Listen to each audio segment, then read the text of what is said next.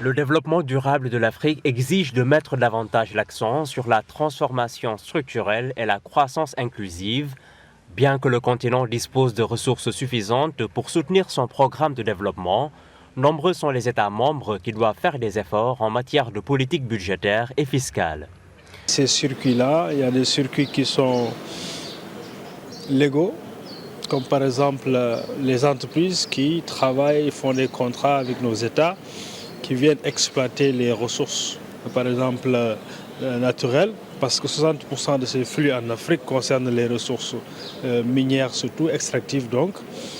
Et puis voilà, qui utilisent, et que maintenant l'argent qui est produit dans l'exploitation de ces ressources-là, il y a une grande partie qui devait être payée ici comme des taxes, mais qui ne l'est pas, et donc qui échappe véritablement au contrôle de nos États. Le constat fait par les organisateurs est que la vérification physique estimée plus efficace par l'administration publique favorise la corruption.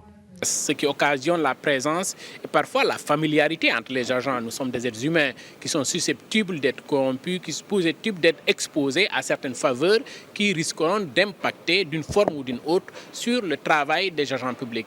Par conséquent, il est légitime d'avoir des inquiétudes à ce niveau, surtout que généralement c'est des collaborations de longue année. Cela ne signifie pas que les administrations publiques sont corrompues, mais nous avons des doutes légitimes par rapport à cela.